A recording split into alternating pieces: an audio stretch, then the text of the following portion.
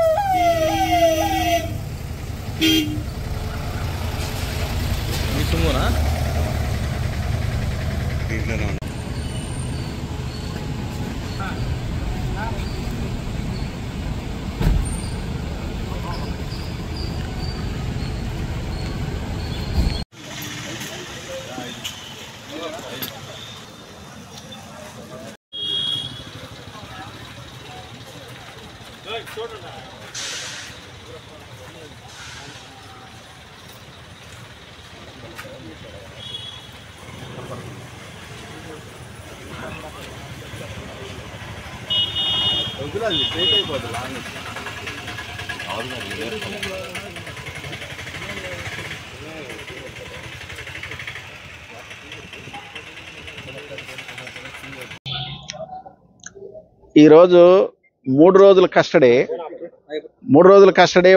Nandigam Suresh the ముగిసింది. ఈ 3 రోజుల కస్టడీ చాలా చాలా అన్యాయంగా, అమానుషంగా, సామాన్య మనిషిలా కూడా సురేష్ ట్రీట్ చేయలేదు ఈ పోలీసులు.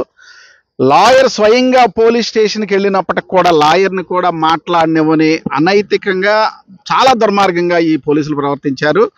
ఇప్పుడు ఇవన్నీ మేము జడ్జి గారి దృష్టికి కూడా తీసుకొచ్చేసాము. లాయర్ని మాట్లాడించకపోవటం సుప్రీంకోర్టు జడ్జిమెంట్లకి వ్యతిరేకం. అవన్నీ మేము ఛాలెంజ్ చేశాము.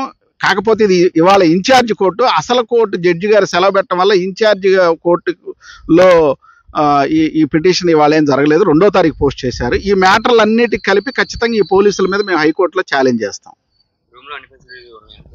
ఏ ఫెసిలిటీ లేదు. కావాలని దోమలు కుట్టే రూమ్లో, చిన్న రూమ్లో మినిమం ఫెసిలిటీస్ కూడా ఇవ్వకుండా సురేష్ని చాలా ఇబ్బంది పెట్టారు.